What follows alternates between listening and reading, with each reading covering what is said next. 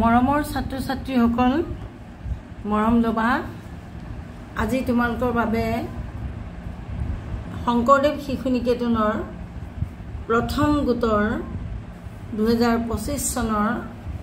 যি পৰীক্ষা হৈছিল সেই পৰীক্ষাৰ তৃতীয় শ্ৰেণীৰ গণিতৰ প্ৰশ্ন কাকতখন মই পুনৰ আলোচনা কৰিবলৈ লৈছো সকলো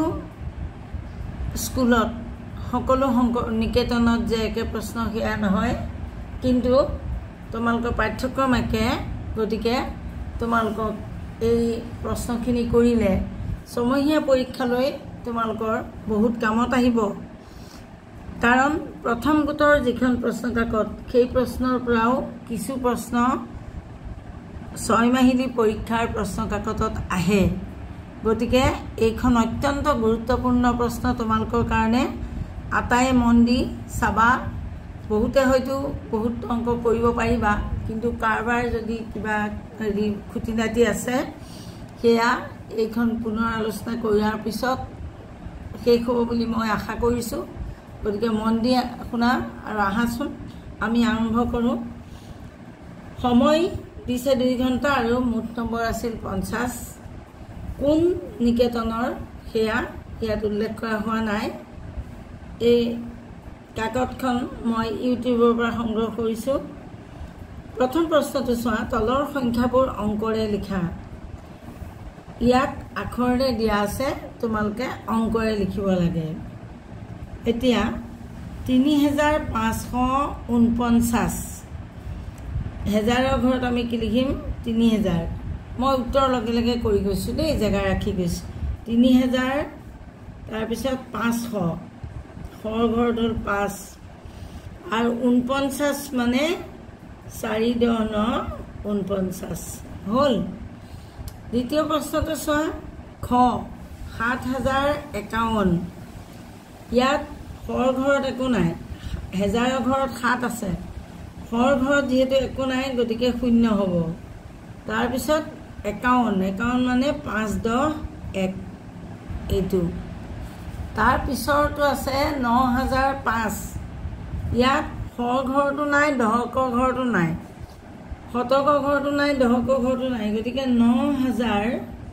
তাৰপিছত 0 হ'ব তাৰপিছত 0 হ'ব এককৰ ঘৰত আছে 5 গতিকে 5 হ'ব তাৰ পিছৰ অংকটো ঘ 4101 হেজাৰৰ ঘৰত 4 বহিব 100 গতিকে 1 বহিব আৰু 1 দহকৰ ঘৰত একো নাই 0 হ'ব আৰু এককৰ ঘৰত 1 হ'ব তাৰপিছত চোৱা দ্বিতীয় প্ৰশ্নটো তলৰ সংখ্যাবোৰ বহলাই লিখাটো সংখ্যাটো দিছে 5439 হয় নাই এতিয়া আমি প্ৰথমতে 5000 লিখিব লাগিব 5000 তাৰপিছত আমি লিখিব লাগিব 400 তাৰপিছত আমি লিখিব লাগিব 330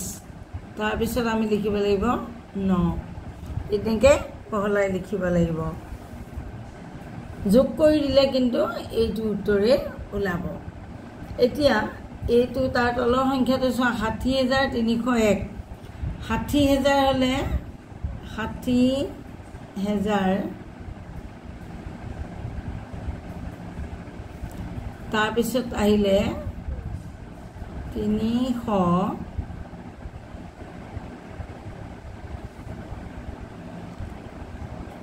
যোগ 0 তাৰপিছত যোগ 1 এইটো হ'ব এতিয়া ঘেৰ দিয়া অংকবোৰৰ স্থান মান লিখা স্থানীয় মান লিখিবলৈ কৈছে যিবোৰ গোল কৰি দিয়া আছে আমি ইয়াৰ কাষতে কৰি যাম দেই 30807 এই সংখ্যাটোৰ 8টো ঘেৰি দিয়া আছে গতিকে 1 10 এই 8টো হৰ ঘৰত আছে গতিকে 8ৰ স্থান মান হ'ল শতক স্থান মান শতক অৰ্থাৎ 800 তাৰপিছত 1 10 শতকৰ ঘৰ 0 গতিকে আমি শূন্যটোৰ স্থানমান লিখিলে শূন্যৰ স্থানমান হ'ব শতক শতক বা যিয়ে নকোৱা ইয়াত শূন্য তাৰপিছত মাজত গ্ৰেটাৰ দেন লেছ দেন ডাঙৰ সৰু চিহ্ন দিব লাগে এই বস্তুটো তোমালোকে হয়তো বহুতেই সদায় ভুল কৰা ধৰি লোৱা এইখন এখন চৰাইৰ মুখ চৰাই ঠোঁট ই সদায় ডাঙৰটোৰ ফালে মুখখন মেলি থাকে অৰ্থাৎ ডাঙৰ সংখ্যাটো যিফালে থাকিব সেইফালে তাৰ মুখখন খোলা থাকিব এটা আছে 159 আৰু এটা আছে 169 169টো 159তকৈ ডাঙৰ গতিকে ইয়াৰ মুখখন এই ডাঙৰটোৰ ফালে খোলা থাকিব ঠিক তেনেদৰে 8900 আৰু 8090 এই 8900টো ডাঙৰ গতিকে মুখখন এইফালে খোলা থাকিব চৰাইৰ মুখখন এনেকৈ মনত ৰাখিলে তোমালোকে সহজে বুজি পাবা 8978 8987 ইয়াত দহকৰ ঘৰত 7 আছে ইয়াত দহকৰ ঘৰত 8 আছে গতিকে এই সংখ্যাটো ডাঙৰ যিটো ডাঙৰ এইফালে মুখখন মেল খাই থাকিব 7770 77070 আৰু ইয়াত আছে 70770 77000টো ডাঙৰ হ'বই গতিকে আমি ডাঙৰটোৰ ফালে মুখখন মেলি দিওঁ চৰাইটোৰ মুখখন হ'লনে মনত থাকিব এতিয়া সৰুৰ পৰা ডাঙৰলৈ সজোৱা আটাইতকৈ সৰু সংখ্যাটো চাই লোৱা আটাইতকৈ সৰু সংখ্যাটো হ'ল 55 নহয়নে এই 55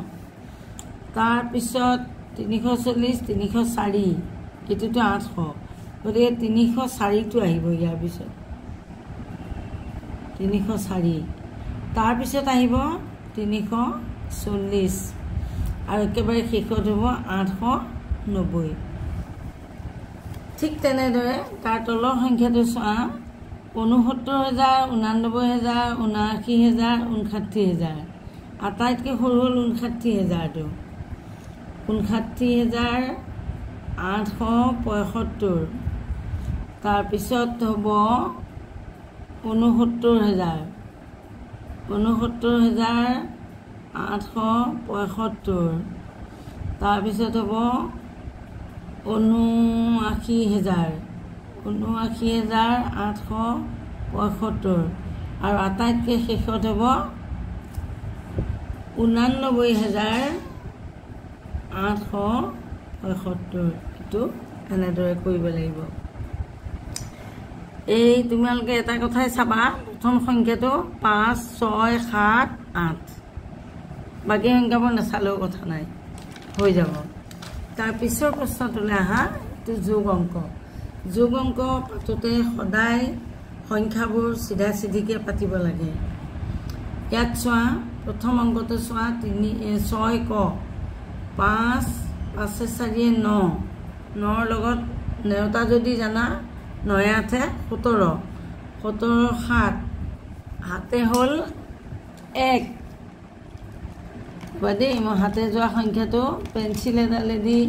লিখি পেলাই তাক আকৌ মই কাটি দিবলৈ ভাল হয় গতিকে পেঞ্চিলডাল মই লৈ আনিছোঁ 1 মিনিট তোমালোকে থাকা শ্বৰ্ট আঁতৰি নাযাবা মই পেঞ্চিলডাল লৈ গৈছোঁ এতিয়া তোমালোকে চোৱা এই অংকটো 8 4 5 4 9 9 8 17 7 উকলিবৰ 1 হয়নে ওপৰত আমি 1টো পাতি দিলোঁ কাৰণ এই দ্বিতীয় লাইনটোৰ লগত আমি 1টো যোগ দিম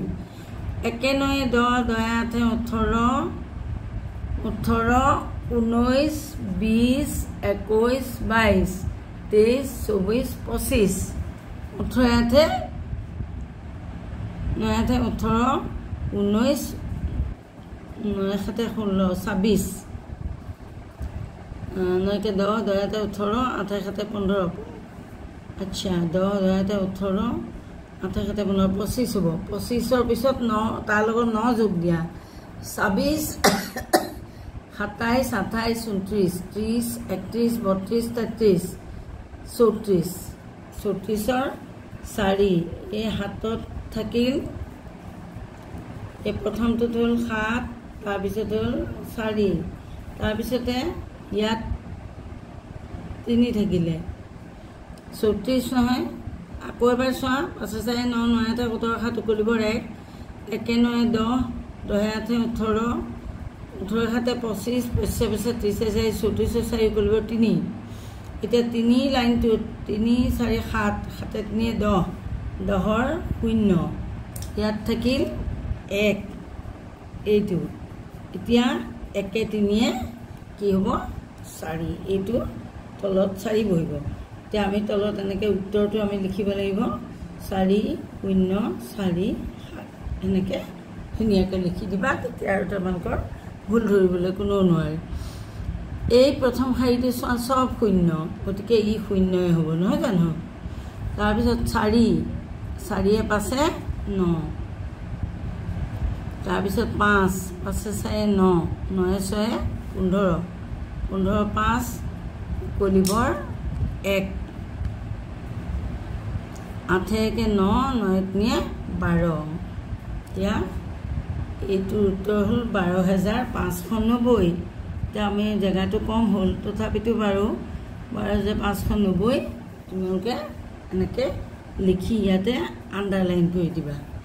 ইয়াৰ পিছৰ সংখ্যাটো চোৱা অংকটো চোৱা ডাঙৰটোৰ পৰা সৰুটো বিয়োগ কৰা দুটা অংক নম্বৰ দিয়া আছে সংখ্যা এতিয়া কোনটো ডাঙৰ 4টা সংখ্যাটো ডেফিনেটলি ডাঙৰ হ'ব নহয় জানো এতিয়া 4টা সংখ্যাটো ডাঙৰ হ'লে 3 1 9 0 আৰু সৰুটো হ'ল 487 আমি এইটো কওঁতে সোঁহাতৰ পৰা পাতি আহিম 7 8 আৰু 4 এতিয়া ইয়াতে বিয়োগ কৰিবলৈ গৈছে গতিকে বিয়োগৰ চিন দিলোঁ এতিয়া ইয়াত তোমালোকে এই অংকটো চোৱা ধাৰ কৰা বিয়োগ এইটো ইয়াত একো নাই ইয়াত 7 আছে 0ৰ পৰা 7 নাযায় ইয়াৰ পৰা 1 ধাৰ কৰিলোঁ আমি কি হ'ল 10 হ'ল 10ৰ 7 গ'ল থাকিল 3 এতিয়া ইয়াত যেহেতু আমি 1 লৈছিলোঁ ইয়াত ৰৈ গ'ল 8 8ৰ 8 গ'ল থাকিল 0 ধৰিব পাৰিছেনে কথাটো ইয়াত একো নাই কাৰণে আমি এই 9টোৰ পৰা 9 আছিল এইটো 9টোৰ পৰা আমি 1 ধাৰ ল'লোঁ ধাৰ লৈ আমি 10 কৰিলোঁ 10ৰ 7 গ'ল থাকিল 3 এই 9টো হৈ গ'ল 8 1 লৈ ল'লোঁ নহয় 8ৰ 8 গ'ল থাকিল 0 আজি ইয়াত আকৌ 1 আছে 1ৰ পৰা 4টো নাযায় গতিকে আমি কি কৰিব লাগিব এই 3ৰ পৰা আমি 1 এটা ধাৰ লৈ ল'ব লাগিব ইয়াত হৈ যাব 11 11ৰ 4 গ'ল থাকিল 7 11ৰ 4 গ'ল থাকিল 7 এতিয়া 11 যেহেতু ইয়াৰ পৰা 1 লৈ কৰি ল'লোঁ তে ইয়াত আমাৰ কিমান থাকিল 2 2 2 হৈ তললৈ নামি আহিব বুজি পাইছানে অংকটো বুজি পাইছা নাই 2 7 0 3 কেনেকৈ হ'ল মই আকৌ এবাৰ কৈছোঁ 0 একো নাই গতিকে একো নথকাৰ পৰা 7 নাযায় গতিকে আমি ইয়াৰ পৰা 9ৰ পৰা 1 ধাৰ ল'লোঁ 10 কৰিলোঁ 10ৰ 7 গ'ল 3 9টো 8 হৈ গ'ল 8ৰ 8 গ'ল থাকিল 0 হ'ল ইয়াত আকৌ 1 আছে 1ৰ পৰা 4 নাযায় গতিকে 3ৰ পৰা 1 ধাৰ ল'লোঁ 11 হৈ গ'ল 11 হৈ গ'লত 11 4 গ'ল থাকিল 7 ইয়াত 1 লৈ যেহেতু লৈছিলোঁ গতিকে ইয়াত 2 থাকিলে 2টো 2 হৈ নামি গ'ল হ'ল এতিয়া 4 9 5 0 4 5 9 0 4 9 5 0 এইটো ডাঙৰ আৰু 4 0 9 0 এইটো সৰু এতিয়া ইয়াত তোমালোকে চোৱা 0 0 0 আকৌ এইটো 5 5ৰ পৰা 9 নাযায় 5 সৰু 9 ডাঙৰ গতিকে আমি কি কৰিম ইয়াৰ পৰা 1 ধাৰ কৰি এইটো 15 কৰি ল'ম আৰু ইয়াত হৈ গ'ল 8 চাবা এতিয়া 0 0 15 নগ'ল থাকিল 6 তাৰপিছত 8 8 আৰু 4 4 গ'ল থাকিল 0 বাওঁতে আৰু 0 নবহে গতিকে আমাৰ উত্তৰ হ'ব 860 হ'ল এতিয়া ইয়াৰ পিছৰ অংকটো চোৱা সংখ্যাবোৰ কি ক্ৰমত আছে চাই খালী ঠাই পূৰ কৰা প্ৰথমতে আমি প্ৰথমৰ সংখ্যাকেইটা চাই লওঁ 2 3 4 6 চোৱা 2 3 4 6 2 3 4 7 2 3 4 8 তাৰমানে 2346 2347 2348 তাৰমানে এটা নম্বৰ বাঢ়ি গৈ আছে গতিকে আমি ইয়াত লিখিম 2349 2350 2351 2352 তাৰপিছত 5 3 4 8 5348 5448 5548 তাৰমানে হৰ সংখ্যাটো হৰ ঘৰত যিটো হৰ ঘৰটোত যিটো সংখ্যা আছে সেইটো এক এককৈ বাঢ়ি গৈ আছে গতিকে আমি ইয়াত লিখিম 5 5 4 8 নহয় জানো 5 6 4 8 তাৰপিছত 5 7 4 8 5 8 4 8 5 9 4 8 হৈ গ'ল একেবাৰে উজু তোমালোকে খালি অকণমান নিজক ভাবিবা অকণমান দেই ভাবিলেই উজু হ'ব খালী ঠাই পূৰণ কৰা 3 5 6 7 2তকৈ 100 কম 35,672তকৈ 100 কম হ'লে ইয়াত 600 আছে তাত 500 হ'ব এতিয়া সংখ্যাটো হ'বগৈ আমাৰ কি 35,572 100হে কমিব লাগে ইয়াত 600 আছে ইয়াত 500 কৰি দিলোঁ হৈ গ'ল এতিয়া 14ৰ পৰা 5 গ'লে কিমান তোমালোকে এইটো 14ৰ পৰা 5 যোৱা দুই ধৰণে কৰিব পাৰা বিয়োগৰ নেতা গায়ো কৰিব পাৰা আৰু নহ'লে তোমালোকে 5ৰ লগত কিমান যোগ দিলে 14 হয় সেইটো চালেও হ'ব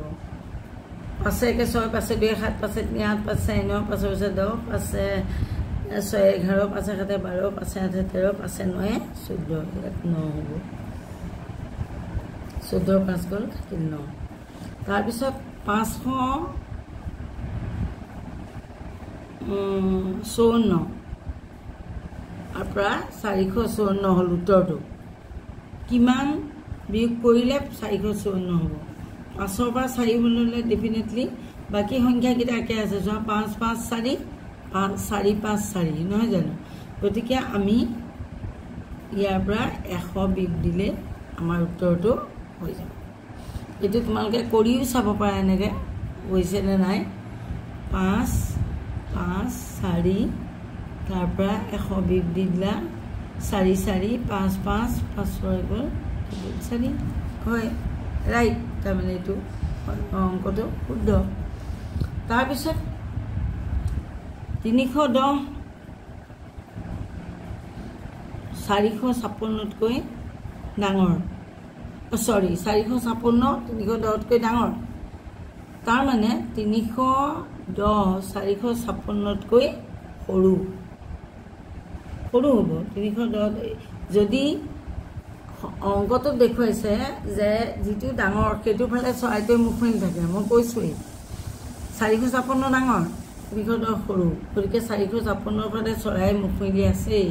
হয়নে এতিয়া তাৰমানে কিমান সৰু কোনটো সৰু নে ডাঙৰ 310টো প্ৰশ্নটোত সুধিছে 310 456তকৈ ডাঙৰ মানে সৰু হ'ব তাৰপিছতে 2 0 7 5 8 লিখিব পৰা আটাইতকৈ ডাঙৰ আৰু আটাইতকৈ সৰু সংখ্যাটো লিখা এতিয়া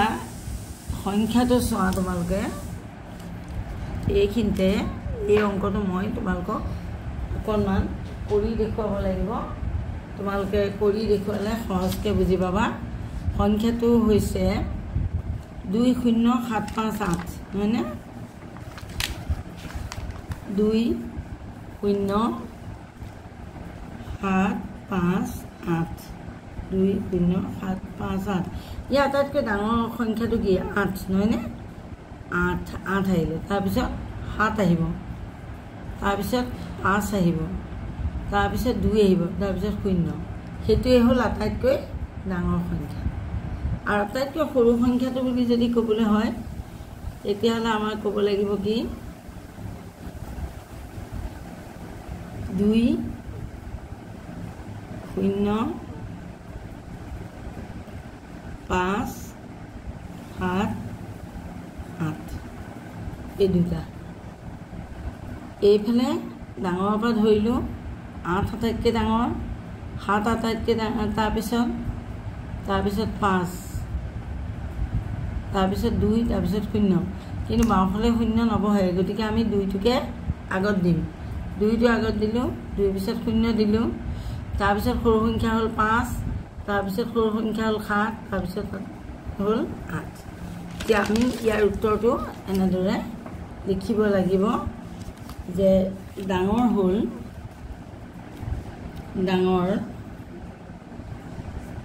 ডাঙৰ সংখ্যাটো হ'ব 87520 8,87,520 আৰু সৰুটো আমাৰ হ'ব 20,578 এইটোৱেই হ'ল ইয়াৰ উত্তৰ তাৰপিছতে 4টা অংকৰে লিখিব পৰা আটাইতকৈ ডাঙৰ সংখ্যাটোৰ পৰা 4টা অংকৰে লিখিব পৰা আটাইতকৈ সৰু সংখ্যাটোৰ পৰা 4টা অংকৰে লিখিব পৰা আটাইতকৈ সৰু সংখ্যা হ'ল চোৱা 4টা অংকৰে 1 2 3 4 লিখিলানে আৰু যদি আমি ডাঙৰ সংখ্যা বুলি কয় তেতিয়াহ'লে 9,999 হ'ব বুজি পাইছা 9,999 হ'ব যদি 4টা অংকৰে লিখিব পৰা আটাইতকৈ ডাঙৰ সংখ্যা বুলি কয় আৰু যদি 4টা অংকৰে লিখিব পৰা আটাইতকৈ সৰু সংখ্যাটো বুলি কয় তেতিয়াহ'লে আমি কি লিখিব লাগিব 1000 আৰু তাৰ পৰা 3টা অংকৰে লিখিব পৰা আটাইতকৈ ডাঙৰ সংখ্যাটো তাৰমানে 999 এতিয়া বিয়োগ কৰিবলৈ কৈছে তেতিয়াহ'লে তোমালোকে চোৱা একো নাই হয়নে একো নাই কাৰণে ইয়াক আমি 10 কৰি ল'লোঁ 1টো ধাৰলৈ ল'লোঁ ইয়ালৈ ল'লোঁ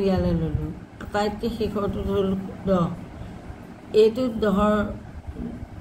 এইটো বাহিৰলৈ 10 কৰিলোঁ ইয়াৰ পৰা ইয়ালৈ লৈ গ'লোঁ গতিকে ইয়াত 9 থাকি গ'ল আকৌ ইয়াৰ পৰা ইয়ালৈ লৈ গ'লোঁ শেষৰটো 10 হ'ব 10 নগল থাকিলে 9 নগল থাকিল 0 1টো 1ৰ লগততো একোৱেই নাথাকিব 1টো ধাৰেই ল'লোঁ যিহেতু আমি এইটো 0 হ'ব গতিকে আমাৰ উত্তৰ হ'ব 1 উত্তৰ 1 বুজি পাইছানে নুবুজিলে ক'বা দেই কমেণ্টত লিখিবা যে বাইদেউ এইটো আচাৰ্য এইটো আৰু এবাৰ কৈ দিয়ক তাৰপিছৰ অংকটো 12 নম্বৰ চোৱা এজন মানুহৰ বেংকত 4,985 টকা জমা আছিল কিমান 4,985 টকা জমা তাত আকৌ তেওঁ কিমান থলে 3,147 টকা নতুনকৈ থলে 3,147 টকা পুনৰ থলে এতিয়া মুঠ জমা কিমান হ'ব মুঠ বুলি কোৱাৰ লগে লগে সদায় কি হয় যোগ হয় না গতিকে 7 5 12 12 2 হাতে হ'ল 1 8 4 12 1 13 13 3 হাতে হ'ল 1 তো কাটিলা 1 9 10 11 11 1 হাতে হ'ল হাতে থাকিল 1 4 1 5 5 3 8 8 এতিয়া উত্তৰ হ'ব মুঠ জমা ইমান টকা এতিয়া উত্তৰ হ'ব 8,132 টকা এতিয়া চোৱা এই যে ওপৰত তুমি সংখ্যাকেইটা লিখি লৈছিলা এতিয়া মোহাৰি পেলাব পাৰা এতিয়া পৰীক্ষণ চফা ৰাখিব তাৰপিছত 250ৰ লগত কিমান যোগ কৰিলে 1000 হ'ব এতিয়া সেইটো উলিয়াবৰ কাৰণে আমি 1000ৰ পৰা 250ক আমি বিয়োগ কৰিব লাগিব 1000টো আমি পাতি ল'লোঁ তাৰ পৰা আমি কি কৰিম 250 বিয়োগ কৰিলোঁ বিয়োগ কৰিলে কিমান হ'ব 0 0 ইয়াত 0 গতিকে এই এককটো ইয়ালৈ নিলোঁ 10 হ'ল 10ৰ ঠাইত ইয়াতে 10 হ'ল 10ৰ পৰা আকৌ ইয়ালৈ নিলোঁ ইয়াত 10 হ'ল ইয়াত 10 হ'ল ইয়াত হৈ যাব 9 ইয়াত হৈ যাব 0 গতিকে তোমালোকে উত্তৰটো চোৱা 10ৰ 5 গ'ল থাকিল 5 আৰু 9ৰ 2 গ'ল থাকিল 7 এতিয়া 250ৰ লগত 700 যোগ দিলে 1000 হ'ব এতিয়া আমি এই অংকটো শুদ্ধ হৈছে নে নাই আমি কেনেকৈ চাম চোৱা আমি অংকটো কেনেকৈ চাম চোৱা এতিয়া এই দুটা তুমি যোগ কৰি দিয়াচোন এইটো বাদ দিয়া 0 0 হয়নে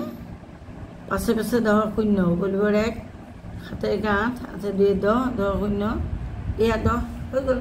তাৰমানে এই দুটা যোগ কৰিলে তাৰ ওপৰৰ 1000টো হয় তেতিয়া উত্তৰটো শুদ্ধ হৈছে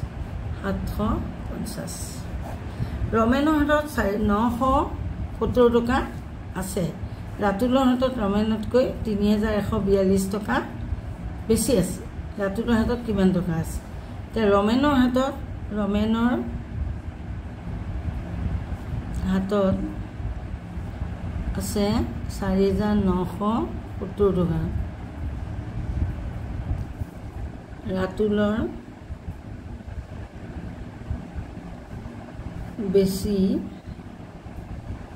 কিমান আছে 3142 টকা 142 টকা এটা দুইটা যোগ কৰিলে যেটো লাভ হেতুৱে ৰাতুলৰ হাতত ৰাতুলৰ মুঠ এতিয়া চা 2 7 4 11 1 কৰিবৰ 1 9 1 10 10 1 ইয়াতে 7 4 11 1 কৰিবৰ 1 9 1 10 1 11 11ৰ 1 আকৌ 1 এটা বাকি থাকিল 4 1 5 5 8 তাৰ মানে 8112 টকা ৰাতুলৰ মুঠ পইচা এতিয়া তুমি ওপৰৰ এইটো মুহাই দিয়া তাৰপিছত তোমালোকে এই দুটা যোগ কৰি চোৱাচোন এইটোৰ পৰা এইটো বিয়োগ কৰি দিলে এইটো ওলাই নলাই 2 আমি এইটো এক্সট্ৰাকে আমি কৰি চাম এইখিনিতে ধৰি লোৱা আমি এইখিনিতে কৰি চাম দেই এইখিনিতে কৰি চাম চোৱা অকণমান জেগা বনাই ললোঁ আমাৰ আছিলে ৰাতুলৰটো ওলালেগে 8112 টকা আৰু ৰমেনৰ হাতত আছে 4970 টকা 2 2 11 7 গ'ল থাকিল 4 10 9 গ'ল থাকিল 1 7ৰ 4 গ'ল থাকিল 3 এয়া হয় 3142 টকা বেছি আছে তো উত্তৰটো হৈছে আমাৰ গতিকে এইটো উত্তৰ আমি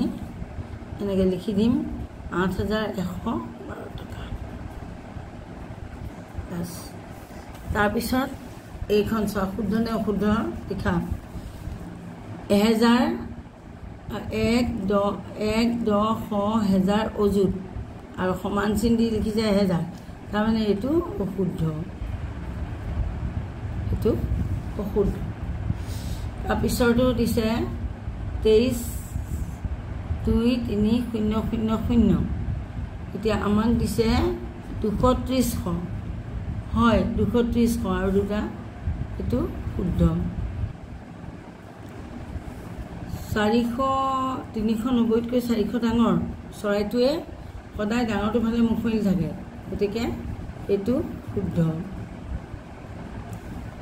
1895 1884 এইটো ভুল হৈছে এইটো অশুদ্ধ কাৰণ এইডাল এইফালে মুখ কৰি থাকিব লাগিছিল এইটো সংখ্যা ডাঙৰ গতিকে এইটো অশুদ্ধ তাৰপিছত 4400 4040তকৈ ডাঙৰ 4004তকৈ ডাঙৰ ঠিকে আছে এইটো শুদ্ধ